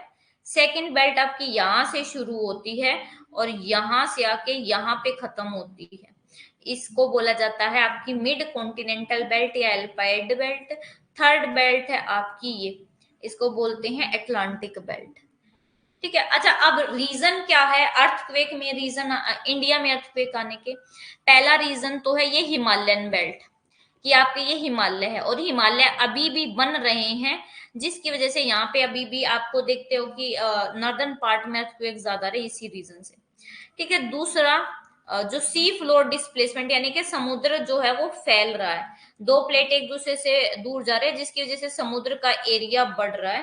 ठीक है, इसकी वजह से, और डेक्कन प्लेटू, कुछ जो साइंटिस्ट है ना वो इस थ्योरी पर आए हैं कि जैसे आपका लाटूर और ओसामाबाद है, लाटूर ओसामाबाद है महाराष्ट्र में, भीमा है, यहाँ पर अब आपके जो है अर्थक्वेक आने लगे हैं। ठीक है, उसके पीछे भी रीजन नहीं पता लगा है, तो ये रीजन है। यहाँ पे तो देखो ये आपका हिमालय बन रहा है, ये ऊपर से यूरेशियन प्लेट और नीचे से इंडियन प्लेट, ये इधर की तरफ मूव कर रही है, ये इधर की तरफ मूव कर रही है, जिसकी वजह से कंप्रेशन हो रहा है, दबाव बढ़ रहा है और आपका अर्थक्वेक आ रहा है। अगर सिस्मिक जोन देखें इंडिया के, तो 59% जो इंडिया का लैंड है वहां वो क्या है, वो रिस्क में है, डैमेज में है। ये देखो वैसे तो 5 जोन है, बट आपके 2 जोन को मिलाकर एक ही कर दिया गया। जोन 5 बहुत हाई रिस्क वाला एरिया है, ये क्या है, ये रेड वाला, ये मोस्टली आपका हिली एरिया है। जोन 4 क्या है, ये यही वाला है थोड़ा सा। फिर जोन 3 है मॉडरेट रिस्क है, यहाँ पे ज्यादा अर्थक्वेक नहीं आते, और जोन 2 में क्या है आपका, बिल्कुल ही रिस्क नहीं है। ठीक है, जोन 2 में आपका कौन सा, देखो ये वाला पार्ट है, कुछ ये वाला पार्ट है, और ये आपका कौन से में आता है, जोन 3 में आता है। ठीक है, अब अर्थक्वेक को मेजरमेंट कैसे करते हैं, तो देखो आपका सिस्मोमीटर में मैनेजमेंट होता है, मेजरमेंट होता है, ये तो पता ही है आपको, और मैग्नीट्यूड और इंटेंसिटी में मेजर किया जाता है। इंटेंसिटी का मतलब है कि कितनी ज्यादा एनर्जी रिलीज हुई है एक तरीके से। ठीक है, तो जो मैग्नीट्यूड है ना स्केल का, उसको रिक्टर स्केल पे मेजर करते हैं, और मैग्नीट्यूड का आता है कि जब अर्थक्वेक आया तो अर्थक्वेक ने कितनी एनर्जी रिलीज करी, वहां पर उसको बोला जाता है मैग्नीट्यूड, और ये 0 से 10 नंबर के बीच में होता है। इंटेंसिटी क्या है, ये देखो इंटेंसिटी कितनी है, यानी कि कितना ज्यादा डिस्ट्रक्शन करा है, ये मर्कौली स्केल पे क्या किया जाता है, उस पे मेजर किया जाता है। जो इंटेंसिटी स्केल है वो क्या मेजर किया था कि डैमेज कितना हुआ है किसी इवेंट की वजह से, और ये 1 से 12 के बीच में होता है, याद रखना। इंटेंसिटी 1 से 12 और मैग्नीट्यूड 1 से 10 के बीच में होता है। ठीक है, तो आपसे ये पूछा गया अभी एग्जाम में कि कितने सिस्मिक स्टेशन होने चाहिए अगर हमें किसी अर्थक्वेक के एपिसेंटर निकालना, तो 3 आपको डेटा, 3 स्टेशन का डेटा पता होना चाहिए अगर आपको लोकेशन निकालनी है। ठीक है, और कौन से मेथड से, ट्रायंगुलेशन मेथड का यूज करते हैं। तो यहाँ पर आपका जो टॉपिक होता है वो कंप्लीट होता है। तो बेटे ये जो अब हम अपनी क्लास जो है वो शुरू करते हैं। आप जो अभी स्क्रीन पर आपको जो दिख रहा है वो हमारा फिलर फॉर्म ऐप जो है उसका व्हाट्सएप ग्रुप है, इंस्टाग्राम चैनल है, टेलीग्राम ग्रुप है। जिसने भी इससे ज्वाइन नहीं किया है वो ज्वाइन कर लो, ठीक है, क्योंकि आपको सारी लाइव अपडेट इस पर दी जाती है। तो जल्दी से हमारे चैनल को सब्सक्राइब कर लीजिए। और अगर किसी को भी सब्सक्रिप्शन लेना है फिलर फॉर्म पर, तो वो मेरा जो कूपन कोड है वो यूज कर सकते हैं, दैट इज किरण 10। और ऑफर आपके लिए चल रहे हैं और इन ऑफर का यूज करें ताकि आपको बहुत कम में बहुत ज्यादा कुछ मिल सके। तो जल्दी से ज्वाइन करें हमारे चैनल को। उसके बाद देखो ये हमारा पैटर्न है कि हम अपना जो सिलेबस है वो कैसे कंप्लीट करने वाले हैं। हमने जो है ज्योग्राफी ऑफ इंडिया हमारी कंप्लीट हो चुकी है, जियोमॉर्फोलॉजी में है। जियोमॉर्फोलॉजी का आज जो हम टॉपिक पढ़ेंगे वो पढ़ेंगे वोल्केनो। और कल हमने जो टॉपिक पढ़ा था वो पढ़ा था आपका अर्थक्वेक। ठीक है, आई होप आपको अर्थक्वेक जो टॉपिक है वो कंप्लीट समझ में आ गया हो, you understand very well. Now we will discuss about what is volcano, how volcano is coming, what is the force behind the volcano, why volcano is occurring, where constructive plate are there, and why volcano are effusive when there are divergent plates. So these all are the reasons we are going to discuss in our lecture. Okay, so सबसे पहले first of all we are going to read about volcanicity. What do you mean by volcanicity? यानी कि आपका ज्वालामुखीयता क्या है। जो आपका term है वोल्केनो, ठीक है, और जो है मैकेनिज्म, यानी कि मैकेनिज्म होता मतलब कि जो प्रोसेस है वोल्केनो आने का, और वल्केनिसिटी, ये एक दूसरे के क्या है, सिनोनियम है। कॉमनली हम इनको एक साथ यूज कर लेते हैं या एक दूसरे के प्लेस पर यूज कर लेते हैं, लेकिन इनका जियोलॉजी में, ज्योग्राफी में बहुत जो है अलग मीनिंग है। वोल्केनो क्या है, देखो ये वोल्केनो एक वेंट है, एक नली है, एक वेंट है और एक ओपनिंग है, ठीक है, जो कि किससे जुड़ी हुई है, एक सर्कुलर, जो सर्कुलर इससे जुड़ी हुई है, एक सर्कुलर आपका शेप है, इससे एक नली के साथ जुड़ी हुई है। और इस नली से क्या आ रहा है, हीटेड मटेरियल आ रहा है, उससे गैसेस आ रही है, वाटर आ रहा है, लिक्विड आ रहा है, लावा आ रहा है, रॉक्स के टुकड़े आ रहे हैं, ठीक है। ये किसने बताया, इसको बोला जाता है वोल्केनो, ये पीजी वॉरचेस्टर ने बताया। वोल्केनो क्या ना बेटे, एक बहुत ही असेंशियल है, ठीक है। जो अगर हम वोल्केनो की बात करें तो वोल्केनो एक तरीके से आपकी क्या है, दरार है। फिशर क्या मतलब होता है, दरार होती है।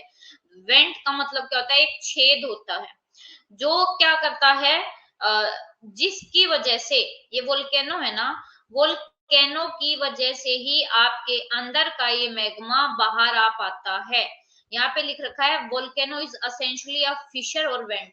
ज्वालामुखी एक दरार या एक छेद है जिसके थ्रू अंदर का जो लावा है वो क्या करता है, कनेक्ट करता है, कम्युनिकेट करता है बाहर के एटमॉस्फेयर से। अंदर की जो गैसेस है, अंदर की जो राख है वो बाहर आ पाती है इस ज्वालामुखी की हेल्प से, ठीक है। Which flows of lava, fountain of incandescent spray और explosive burst of gases and volcanic ashes are erupted at the surface. जहां से क्या आती है आपकी ये वोल्केनिक एशेज और आपके ये सारे जो आपका लावा है ये सब एक साथ इसके थ्रू बाहर आता है, इसको वोल्केनो बोलते हैं, ठीक है। अब आपका जो ये वोल्केनो है ना, वोल्केनो क्या है, आपकी एक इंडोजेनेटिक एक्टिविटी है। मैंने आपको तो दो बातें बताई थी, आपके दो फोर्स होते हैं, first is endogenetic force and second is exogenetic force. Endogenetic force क्या होते हैं, जो अर्थ के अंदर से, ये आपकी अर्थ है, अर्थ के अंदर से जो फोर्स लगते हैं और इनकी वजह से अर्थ के ऊपर कुछ चीजें बनती हैं, ठीक है। तो इसलिए जो आपके इंडोजेनेटिक फोर्स है उसको हम कंस्ट्रक्टिव फोर्स भी बोलते हैं, क्योंकि ये हमारे अर्थ पर कुछ बनाने का काम करते हैं। वही एक्सोजेनेटिक फोर्स है कौन से, जो अर्थ के ऊपर काम करते हैं। एग्जाम्पल कौन सा आपका एग्जाम्पल है,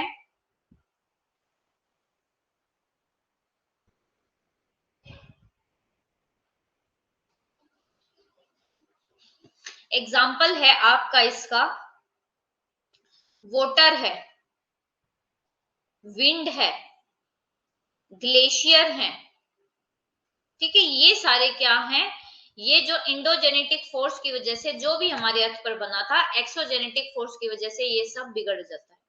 तो जो इंडोजेनेटिक मैकेनिज्म है, जो वोल्केनो है ना, वोल्केनो क्या है, इंडोजेनेटिक मैकेनिज्म की वजह से बनता है।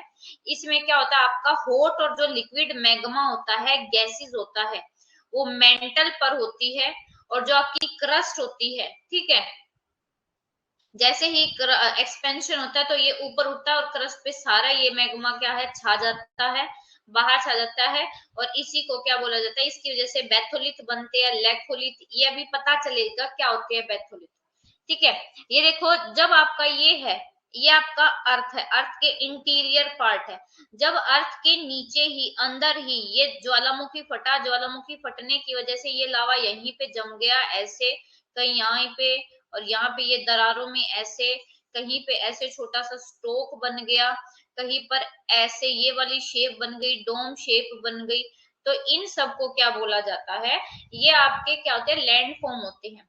जैसे आपका ये बैथोलिथ है, बैथोलिथ सबसे नीचे मिलते हैं, कभी कभी ये देखने को मिलते हैं जब ऊपर के सारे सरफेस का क्या हो जाता है, जब ऊपर के सारे सरफेस का बेटे आपका इस इन रॉक्स का, इसके ऊपर जो रॉक्स है उसका जब इरोजन हो जाता है ना, सिर्फ तब ये हमें नजर आते हैं, अदरवाइज ये हमें दिखते नहीं है।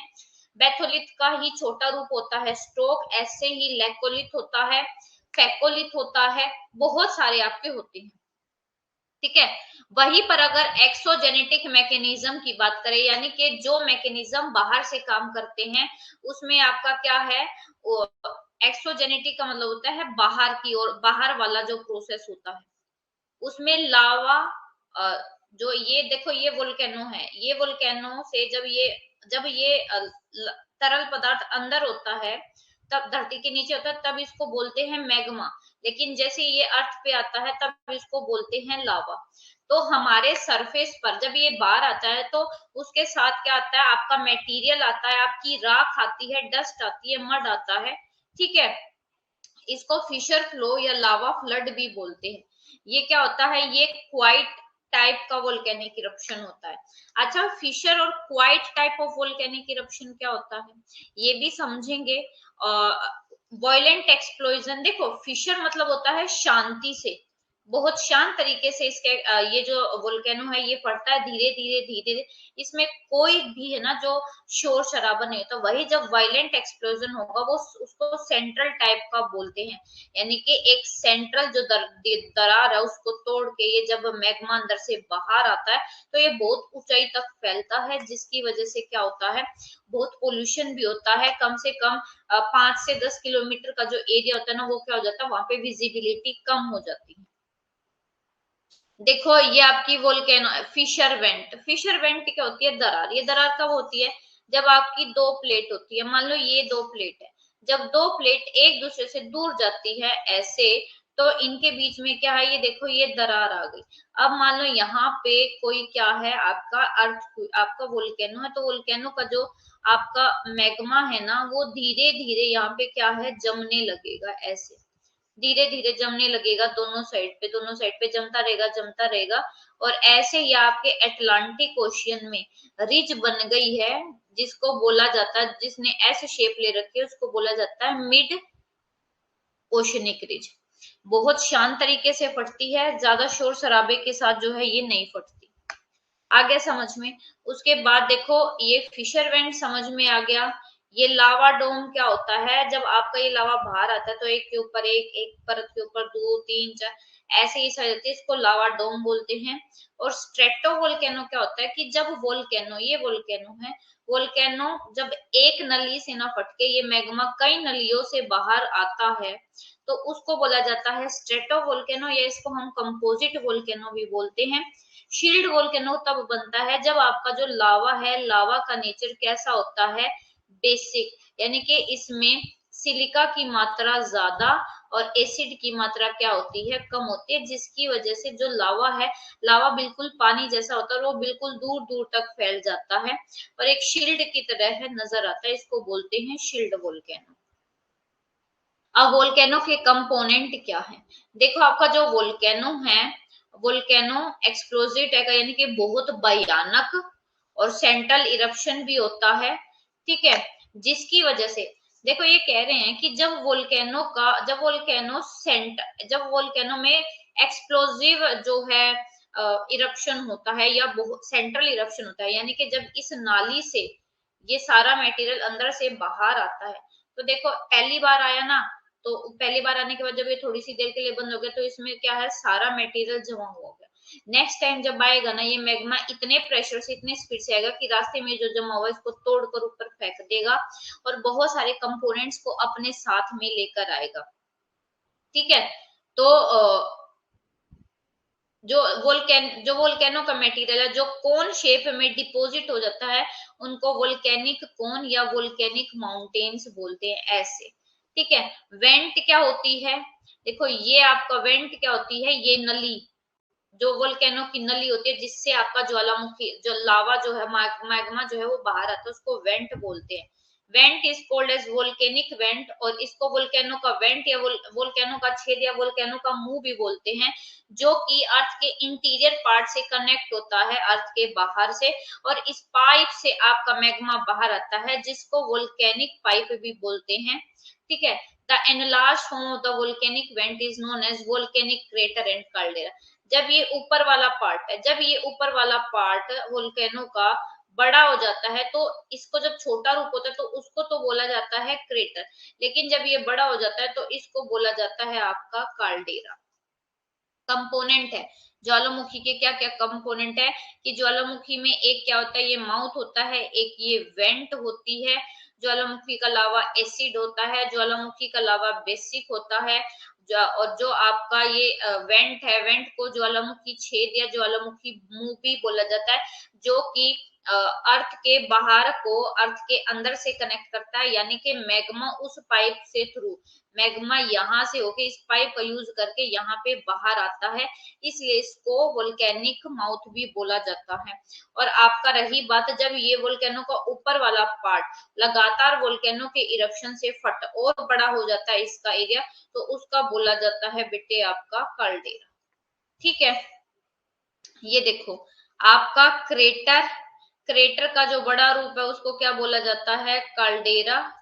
ठीक है, ये क्या है, ये पाइप है, ये मेन पाइप है, ये यहाँ पे मैग्मा का रिजर्वर है, यानी कि आपका मैग्मा स्टोर है, इसको सिल बोला जाता है।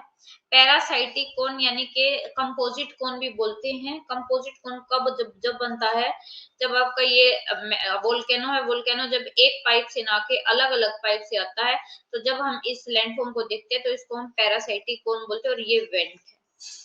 ठीक है, देखो बहुत वाइड रेंज है किसमें, वोल्केनो के इरप्शन में, कि वोल्केनो किस इंटेंसिटी से किस पीरियोडिसिटी से जो है फटता है, और इरप्शन के बेस पर कि कैसे उनका उद्भेदन हो रहा है, उसके बेस पर क्लासिफाई किया गया है आपके वोल्केनो को।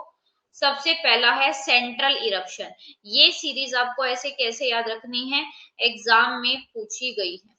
ठीक है, इंपॉर्टेंट है।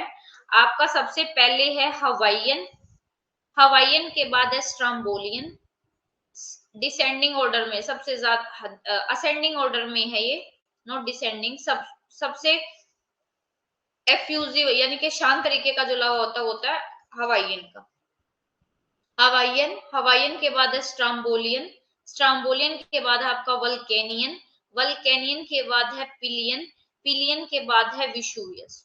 ठीक है, उसके बाद फिशर इरप्शन, देखो ये सेंट्रल इरप्शन यानी कि जब वोल्केनो का इरप्शन इस मेन नली से होता है। फिशर इरप्शन क्या होता है, दरार हो जाती है, दरार से थोड़ा थोड़ा जो है ये निकलता रहता है, इसमें आपका फ्यूमरोल्स है, मड फ्लो है, लावा फ्लो है। अब देखो ये वोल्केनो की स्टेजेस है आपका, देख लो, active volcano, dormant volcano, extinct volcano. Active volcano वो वोल्केनो होते हैं जो लगातार कॉन्टिन्यूटी में फटते रहते हैं। एग्जाम्पल मैंने कल भी दिया था, आपका यूरोप है, यूरोप में एक आइलैंड है जिसका नाम है लिपारी आइलैंड, लिपारी आइलैंड में एक क्या है, सिसली है, सिसली पर सिसली एक जगह है, उस पे एक आपका वोल्केनो है जिसका नाम है स्ट्रम्बोली, और स्ट्रम्बोली को क्या बोला जाता है, लाइट हाउस ऑफ मेडिटेरियन सी। ठीक है, मेडिटेरियन सी की लाइट हाउस बोला जाता है। क्यों? क्योंकि ये हर 15 मिनट बाद क्या है, फटता रहता है। इसको क्या बोला जाता है, एक्टिव वोल्केनो, जो अभी भी इरप्ट हो रहे हैं, जिनमें इरप्शन अभी भी चल रहा है। वही अगर आप डोरमेंट वोल्केनो की बात करें तो डोरमेंट वोल्केनो वो होते हैं जो कॉन्टिन्यूटी में नहीं फट रहे हैं। मान लो इस साल 5 साल पहले फटा था, फिर 10 साल बाद फटेगा, फिर 70 साल बाद फट गया। तो इनका क्या है, ऐसा फिक्स नहीं है कि ये कब फटते हैं, इनके नेचर को नहीं समझ में है। हाँ, इनमें एबिलिटी होती है कि ये अब दोबारा से इरप्ट हो सकते हैं। ऐसा नहीं है कि ये सो गए कभी फटेंगे नहीं, नहीं, ये 5 साल बाद फट सकते हैं, 2 साल बाद, 1 साल बाद, वो इन पर डिपेंड करता है और अंदर की कंडीशंस पर डिपेंड करता है। वही थर्ड है आपका एक्सटिंक्ट। एक्सटिंक्ट वो होते हैं जो कभी भी इरप्ट नहीं कर सकते फ्यूचर में, जो कि कंप्लीटली खत्म हो चुके हैं। ठीक है, अब जो आपका वोल्केनो का इरप्शन, उसमें violent and explosive type of eruption, यानी कि भयानक और बहुत विनाशकारी जो एक्सप्लोजन होता है वोल्केनो का, वो पड़ेंगे। ठीक है, तो जब ये आपका होता है ना, तो बेटे मतलब कि ये आपका ज्वालामुखी है, ज्वालामुखी की जब एक वेंट से आपका मैग्मा अंदर से आता है, तो ये बहुत प्रेशर से आता है। इसके साथ आपकी कन्वेक्शनल विंड होती है, आपकी विंड, आपकी गैसेस होती हैं, डस्ट पार्टिकल्स होते हैं, रॉक के पार्टिकल होते हैं, वो सब क्या है, इसमें से बहुत स्पीड से आते हैं और बहुत ऊपर तक फैल जाते हैं। ठीक है, इसमें लावा, वोल्केनो की डस्ट, वोल्केनो की राख, और जो रॉक है, रॉक का टूटा हुआ हिस्सा, ये सब आते हैं। उसके बाद है क्वाइट टाइप और फिशर इरप्शन। क्वाइट टाइप का मतलब इसको एफ्यूजिव इरप्शन भी बोलते हैं, शांत तरीके से उद्भेदन। ये कहाँ पे होता है, जब दो प्लेट एक दूसरे से दूर जाती है, तो वहां पर जो आपका इरप्शन होता है वो फिशर इरप्शन होता है। दूसरा, जहां पर आपका सी फ्लोर स्प्रेड हो रहा है, यानी कि आपके समुद्र का तल बढ़ रहा है। एग्जाम्पल, ये इधर आपका क्या है, नॉर्थ अमेरिका, इधर आपका क्या है, ये साउथ अमेरिका, इधर आपका क्या है, ये यूरोप है, और इधर आपका क्या है, अफ्रीका है। अफ्रीका कहाँ मूव कर रहे हैं, इधर, यूरोप का मूव कर रहा है इधर, नॉर्थ अमेरिका इधर, साउथ अमेरिका इधर मूव कर रहा है। तो बीच में क्या है, ये जब ये इधर मूव कर रहे हैं, ये इधर मूव कर रहे हैं, तो ये जो अटलांटिक ओशन है ना, इसका एरिया क्या है बेटे, बढ़ रहा है। तो यहाँ पे देखो, एक प्लेट ये है, एक प्लेट ये है, दोनों प्लेट एक दूसरे के अपोजिट क्या कर रहे हैं, दोनों प्लेट एक दूसरे के अपोजिट जा रही हैं, जिसकी वजह से इनके बीच में क्या पड़ जाती है, दरार पड़ जाती है। दरार पड़ने की वजह से एक लाइन के सारे ये मैग्मा बाहर आता रहता है और यहाँ पे जमता रहता है।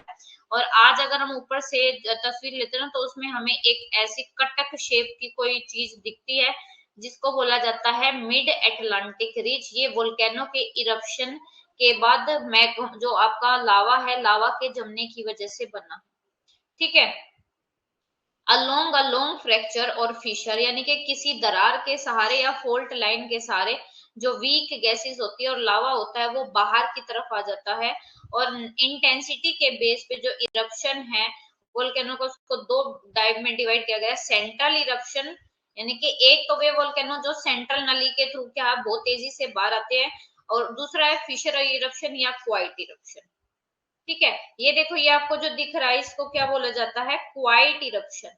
इसमें बहुत धीरे से आपका क्या जा रहा है, बहुत धीरे से आपकी जो वोल्केनो है वो बाहर आ रहा है, इसको क्वाइट इरप्शन बोलते हैं। ये देखो, ये आपका वोल्केनो है, वोल्केनो का ये लावा है, ये लावा अंदर से गया ऐसे पहाड़ के रूप में क्या हो जाता है, डिपोजिट हो जाता है। इसको वोल्केनो कोन भी बोलते हैं। ये देखो, जब आपका वोल्केनो फटा तो इसके साथ आपका क्या आता है, ऐश भी बाहर आती है, सब कुछ बाहर आता है। बताओ, यहां तक सबको समझ में आ गया? अब है आपका वोल्केनोज ऑफ सेंट्रल इरप्शन। ठीक है, यानी कि वो वोल्केनो सेंट्रल इरप्शन वाले कौन से होते हैं, जो बेटे एक सेंट्रल नली से आते हैं।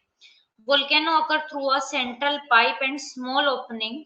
जब आपका वोल्केनो एक सेंट्रल पाइप से और एक छोटी सी ओपनिंग के थ्रू बाहर आते हैं, तो वो क्या करते हैं, वो तोड़ देते हैं किसको, साइड की जो सरफेस होती है उसको तोड़ देते हैं, बहुत वायलेंट तरीके से, बहुत जोर से तोड़ते हैं, बहुत आवाजें आती हैं, ठीक है।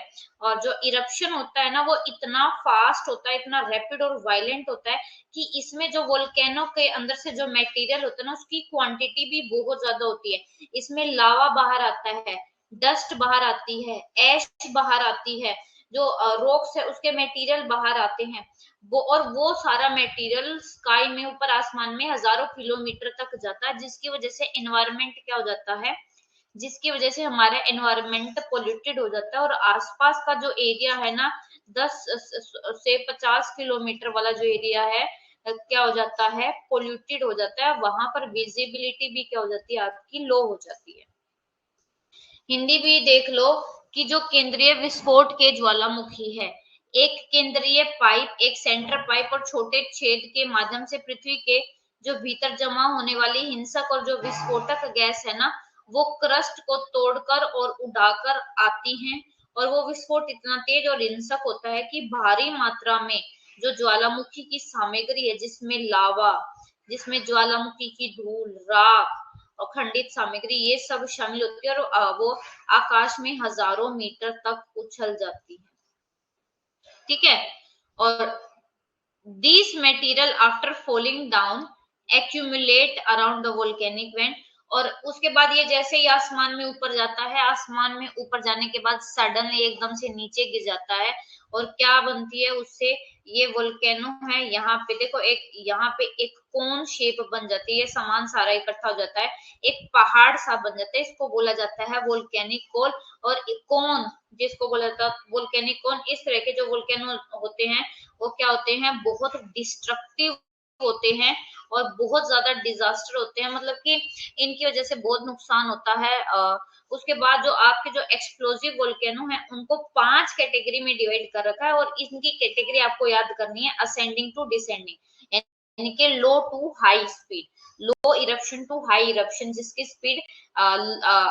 जिसकी इरप्शन स्पीड लो से हाई तक जाती है, आपसे एग्जाम में पूछा जाता है, उनकी इंटेंसिटी में डिफरेंस की वजह से, और जो मटेरियल इजेक्ट होते हैं उनमें डिफरेंस है। तो उसमें सबसे पहले देखो आपके क्या है, हवाइयन है, स्ट्रम्बोलियन है, वल्केनियन है, पिलियन है, विशुवियस है।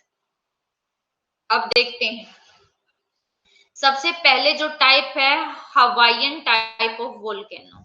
हवाई जो आपका वोल्केनो है वो कहाँ पे बेटे, हवाई है आपका पैसिफिक ओशियन में। और इस तरीके के जो वोल्केनो ना एक दरार के सहारे क्या होते हैं, बाहर आता है, इसमें बहुत क्वाइटली यानी कि शांति से इसका जो लावा है वो बाहर आता है। जो लावा होता है वो कैसा होता है, लेस विस्कोशियस, यानी कि सिलिका की मात्रा कम होती है। और जो गैसेस है, गैसेस भी कैसी होती है, नॉन वायलेंट इन नेचर, मतलब कि ज्यादा हिंसक नहीं होती, आराम आराम से निकलती है। और क्या है, rounded blister of hot and glowing mass ball of lava, छोटी छोटी जो आपकी बोल्स वगैरह है लावा की वो निकलती रहती हैं, ठीक है। और कभी कभी ये जब थोड़ा सा क्या दिखता है ना, ये जब ये रात को गर्म और चमकते द्रव्यमान के गोल और लावा के गोले जब तेज हवा में फंस जाते हैं ना, मतलब कि आपकी विंड चलती है तो लाल और चमकते बालों की तरह हवा में उड़ जाते हैं। और हवाई के लोग जो हवाईयन पीपल हैं वो जब इस चीज को देखते हैं तो उनको ऐसा लगता है कि ये उनकी देवी और ये उनकी देवी के बाल हैं। लाल पिघले हुए लावा के इन लंबे कांच के धागों को पेल के बाल मानते हैं, और पेले क्या है, हवाई की आग की देवी है, ठीक है।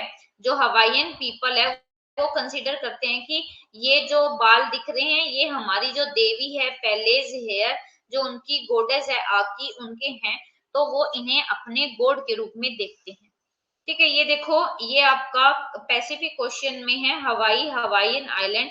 और हवाईयन आइलैंड में क्या है, कोई प्लेट नहीं है, यहाँ पे क्या है, हॉट स्पॉट है, मैग्मा चेम्बर है, ठीक है। या जैसे आपका जब 2 प्लेट दूर जाती है तो वहां पे तो वो जो मैग्मा है ना यहाँ पे आता है, जगह लेता है, लेकिन ये हॉटस्पॉट वाला रीजन क्या है कि ये जो हवाई है ना, हवाई जो नीचे है ना, यहाँ पे एक पाइप के थ्रू डायरेक्ट मैग्मा चेम्बर से जुड़ा हुआ है। यानी कि आप ये कह सकते हो ये तो यहाँ पे जो मैग्मा आएगा ना वो तो एक जैसे आपकी बोतल से पाइप लगाते हैं ना, ऐसे जा रहा है, लेकिन यहाँ पे डायरेक्ट बोतल से जो क्या हो रहा है आपका वो जो है लावा जा रहा है, तो इसको बोलते हैं हवाईयन हॉटस्पॉट और ठीक है। ऐसे एग्जाम्पल है eruption of Kilauea volcano of southern Hawaii. जो किलावा वोल्केनो का इरप्शन हुआ था हवाई में, वो इसी तरीका का हुआ था और 7 दिन तक वो चलता रहा था। ठीक है, धीरे धीरे धीरे धीरे वो चलता रहा। उसके बाद है आपका, देखो ये तो मैंने आपको बता दिया हवाईयन, देखो बिल्कुल क्या है, एफ्यूजिव है, शांत तरीके का। फिर है स्ट्रम्बोलियन, स्ट्रम्बोलियन आपका कहाँ पर है, यूरोप में है। फिर आपका पिलियन, फिर आपका वोल्केनियन। ठीक है, तो अब स्ट्रम्बोलियन टाइप ऑफ वोल्केनो, जो इस तरीके के वोल्केनो होते हैं, इनका जो नाम है ना, लिपारी आइलैंड है आपके इटली के नीचे बिल्कुल एक आइलैंड है लिपारी। लिपारी में जो सिसिली है, सिसिली में एक सिसिली जगह है, उसमें स्ट्रम्बोलियन क्या है, वोल्केनो है, जिसको क्या बोलते हैं, ये है ना हर 15 मिनट बाद फटता है। हर 15 मिनट के बाद फटने की वजह से इसको क्या बोला जाता है, लाइट हाउस ऑफ मेडिटेरियन सी भी बोला जाता है। यहाँ से जो वोल्केनो का मटेरियल निकलता है, वो देखो प्यूमिस है, स्कोर्शिया है, बोम्ब है, ये बहुत ऊंचाई तक स्काई में जाते हैं, फिर दोबारा से कहाँ पे गिर जाते हैं, नीचे गिर जाते हैं वोल्केनो के क्रेटर के आसपास। ठीक है, और जिसकी वजह से थोड़ा सा पहाड़ बन जाता है, जिसको बोला जाता है कोन। ये देखो ये क्या है, ये वोल्केनिक बॉम्ब है, मटर के दाने के आकार के। तो ये सब बाहर आता है वोल्केनो के अंदर से। देखो आपका सबसे पहले है हवाईयन, हवाईयन के बाद स्ट्रम्बोलियन, स्ट्रम्बोलियन के बाद वल्केनियन, और फिर है आपका Pelean. Hawaiian, Strombolian, Vulcanian and Pelean. अब है वल्केनियन टाइप ऑफ वोल्केनो। इनका जो नेम है, इनका नेम भी जो लिपारी आइलैंड है वहां पे सिसिली में, उन्हीं के नेम पे पड़ा हुआ है। और ये जो आपके वोल्केनो होते हैं, ये बहुत स्पीड और इंटेंसिटी और फोर्स के साथ फटते हैं। ठीक है, और इनका जो लावा होता है वो बहुत चिपचिपा और बहुत पेस्टी होता है, कि वो तुरंत जैसे ये आपका वोल्केनो वोल्केनो से जैसे ही निकला, ये साइड में ही जम गया, इतना ज्यादा क्या है, पेस्टी है। और क्या कहते हैं कि ये जो है ना, दो इरप्शन, जैसे ही एक इरप्शन हुआ, मान लो ये वोल्केनो से एक बार इरप्शन हो गया, दूसरी बार इरप्शन होगा ना, ये इस नली में भी जम जाता है। अब नेक्स्ट बार जब आपका मैग्मा आएगा ना, तो मैग्मा क्या आएगा, बहुत स्पीड से इसको तोड़ता हुआ बाहर आएगा और बहुत ऊंचाई तक इसको ऊपर उठाएगा। इसको बोला जाता है वल्केनियन टाइप ऑफ वोल्केनो। ठीक है, और ये जो लावा क्रस्ट है, ये क्या करती है, अभी अभी मैंने बताया कि ये जो लावा है ना, नली में जम जाता है, जिसकी वजह से ये जब नेक्स्ट इरप्शन होता है उसको ऑब्स्ट्रक्ट करता है, रोकता है, और जिसका रिजल्ट क्या रहता है कि जो वायलेंट गैसेस है, जो हिंसक गैसेस है, वो एकदम से इसको तोड़ के बाहर आती है, और आसमान में बहुत ऊंचाई तक ये सारा मटेरियल जाता है, और फिर वापस जमीन पर गिर जाता है। और कैसी शेप ले लेता है ये आसमान में जब जाता है, एक कॉलीफ्लावर के जैसे। ठीक है, उसके बाद है आपका पिलियन टाइप ऑफ वोल्केनो। अब पिलियन टाइप ऑफ वोल्केनो क्या होता है, इनका जो नेम रखा गया है, वो जो पहले वोल्केनो है मार्टिक्यून आइलैंड में कैरेबियन सी पे, उसके नाम पर रखा है। और ये सबसे ज्यादा वॉयलेंट और एक्सप्लोसिव टाइप का वोल्केनो है। इससे बहुत विस्कोशियस, मतलब कि बहुत चिपचिपा जो आपका वो मैग्मा है, वो बाराते बिल्कुल साथ में जम जाता है। सबसे डिजास्टरस जो वोल्केनिक इरप्शन हुआ था, वो माउंट पेले में 8 मई 1902 को हुआ था, जिसने पूरे टाउन को क्या कर दिया था, डिस्ट्रॉय कर दिया था। और 28,000 जो पीपल हैं, उनकी क्या हुई थी, डेथ हुई थी। ठीक है, सिर्फ 2 सर्वाइवर्स थे, बाकी क्या हो गए थे, डिमाइस हो गया था। इस तरह का जो डिजास्टर है, इस तरह का जो इरप्शन है, उसको क्या बोला जाता है, न्यू अर्दंते बोला जाता है। ठीक है, इस तरह के वायलेंट इरप्शन को, भयंकर इरप्शन को देखते हुए इस तरह के वोल्केनो का न्यू अरंदंते नाम रखा गया, जिसका मतलब होता है ग्लोइंग क्लाउड, यानी कि चमकता बादल। हॉट, चमकता बादल किसका, गैसेस का, लावा का। ठीक है, तो आपको क्या बता दिया मैंने, सीरीज बता दिया। सबसे पहले आपका हवाईयन, हवाईयन के बाद स्ट्रम्बोलियन, स्ट्रम्बोलियन के बाद विशुवियस, विशुवियस के बाद आपका पेलियन।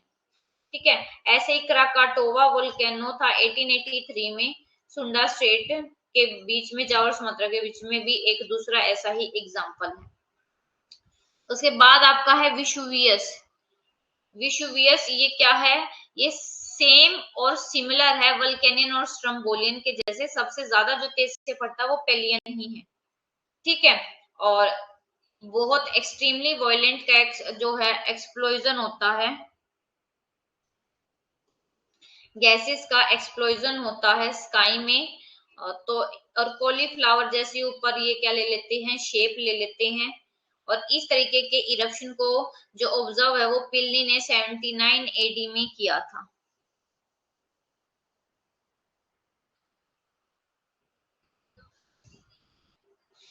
ये आपको समझा दिया स्ट्रम्बोलियन, पिलियन, हवाइयन, फेरेटिक, वल्केनियन। उसके बाद आपका है फिशर इरप्शन, यानी कि शांत तरीके से जो वोल्केनो का उद्भेदन होता है। ये वोल्केनो मोस्टली वहां पर आते हैं जहां पे लंबी लंबी दरारें होती हैं, लंबी लंबी रिफ्ट वैली होती है।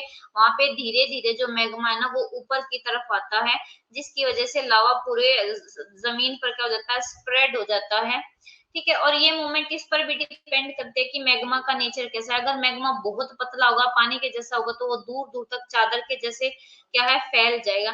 टेम्परेचर कंडीशन पर भी पता लगता है।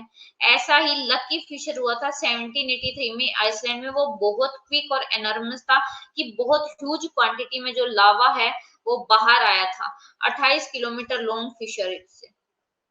उसके बाद है एक्टिव वोल्केनो कौन से होते हैं। देखो एक्टिव वोल्केनो वो होते हैं जिनमें अभी भी, जिनसे अभी रिसेंटली जिनमें से वोल्केनो का इरप्शन हो रहा है, वो रुक नहीं रहे हैं, कॉन्टिन्यूटी में आ रहा है, लावा मैग्मा गैसेस सब कुछ बाहर आ रहा है। ऐसे ही एग्जाम्पल है एटना और स्ट्रम्बोली मेडिटेरियन सी में। और स्ट्रम्बोली को क्या बोला जाता है, lighthouse of Mediterranean Sea, Mediterranean Sea का लाइट हाउस बोला जाता है, ठीक है। मोस्टली जो एक्टिव वोल्केनो होते हैं ना वो कहाँ पर मिलते हैं, जहाँ पे आपकी डाइवर्जेंट प्लेट है या जहाँ पे आपकी कन्वर्जेंट प्लेट है, वहीं पे मिलेंगे। जो लेटेस्ट इरप्शन हुआ है वो पीना टूबो वोल्केनो जून 1991 में फिलीपाइंस में फटा था। अब फिर है आपके डोरमेट वोल्केनो। डोरमेट वोल्केनो वो वोल्केनो होते हैं जो क्या होते हैं, कुछ समय के बाद रुक जाते हैं, ठीक है।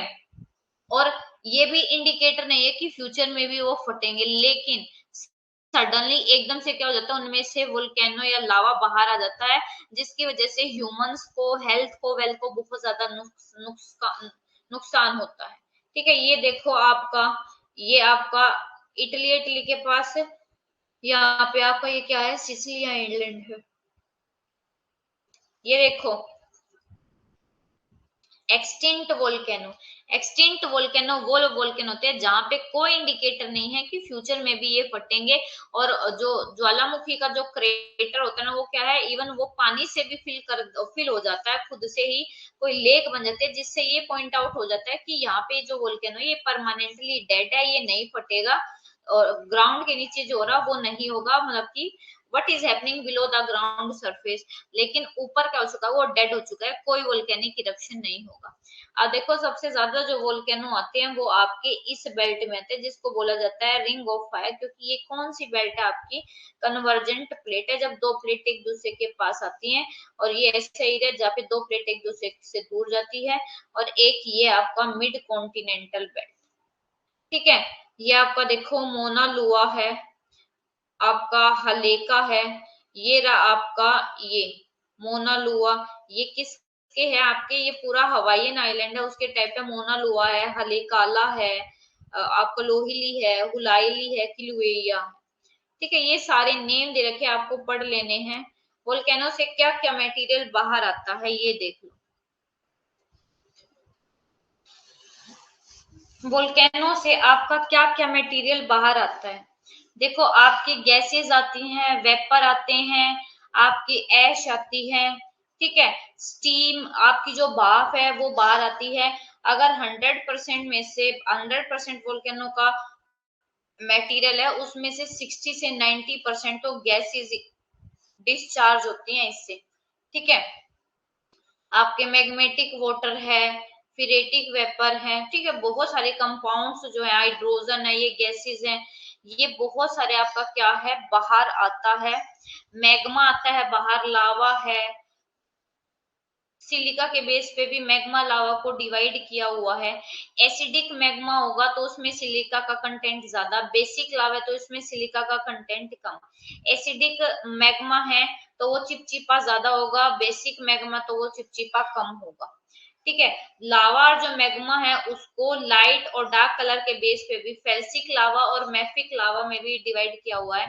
जो बेसाल्टिक और जो मैफिक लावा है इसमें फ्लूइडिटी क्या होती है, मैक्सिमम होती है। और जो बेसाल्टिक लावा है वो ग्राउंड पर क्या हो जाता है, फैल जाता है। मतलब कि इसमें है ना जैसे लिक्विडिटी ज्यादा होती है, दूर दूर तक फैल जाता है। वही फेल्सिक लावा में क्या होता है, फ्लूइडिटी कम होती है, वो दूर दूर तक नहीं फैलता। ठीक है। ये आपके क्या है, फ्रेगमेंटल और कुछ मटेरियल्स है, ये जो जो मटेरियल बाहर आते हैं। असेंशियल मटेरियल कौन से हैं, जैसे आपका कुछ आपके क्या है, लावाज हैं, छोटी छोटी फॉर्म है जिसको टेफ्रा भी बोलते हैं। इनका साइज 2 मिलीमीटर तक होगा, मतलब कि छोटे छोटे आपके रॉक के पार्ट होते हैं। एक्सेसरी मटेरियल होती है, ये डेड लावा होते हैं। एक्सीडेंटल मटेरियल होता है जो कि आपके रॉक का पार्ट होता है। कुछ आपके मटर के दाने के जितने होते हैं जिसको हम क्या बोलते हैं, स्केरी भी बोलते हैं। साइज के बेस पे देखो, वोल्केनिक डस्ट, वोल्केनिक डस्ट सबसे फाइन होती है। फिर वोल्केनिक एश 2 मिलीमीटर है। फिर लैपिली है, इसका साइज मटर के दाने जितना होता है। वोल्केनिक बॉम्ब है जो कि 6 सेंटीमीटर या इससे भी बड़ा होता है, जिसकी शेप एलिप्सोइडल, डिस्कोइडल, क्यूबोइडल कुछ भी हो सकती है। ठीक है। तो जो डायमीटर क्या है एवरेज वोल्केनिक बॉम्ब का, वो 100 टन से 10 किलोमीटर तक हो सकता है। अब डिस्ट्रीब्यूशन है वोल्केनो का, देखो सबसे ज्यादा आपके जो वोल्केनो है वो कहाँ पर मिलते हैं, यहीं पे मिलते हैं, ये मैंने आपको बताया था। ऐसे ही अर्थक्वेक भी सबसे ज्यादा यही आते हैं। फिर आपकी होती है मिड कॉन्टिनेंटल बेल्ट, जो वो अब 15% वर्ल्ड के जो एक्टिव वोल्केनो है वो कहाँ पे मिलते हैं, जहाँ पे हमारी कंस्ट्रक्टिव प्लेट है, यानी कि जहाँ पे जब दो प्लेट एक दूसरे से दूर जाती है। और 80% वोल्केनो वहां है जहाँ पे आपकी दो प्लेट एक दूसरे को मीट करती है। और इसके अलावा कुछ जो वोल्केनो आपके intra plate region, intra plate region यानी कि जिस प्लेट के अंदर ही हॉटस्पॉट रीजन होता है, जैसे आपका हवाई है, हवाई में जो मेन रीजन है वोल्केनो आने का वो है इंट्रा प्लेट रीजन है। ठीक है।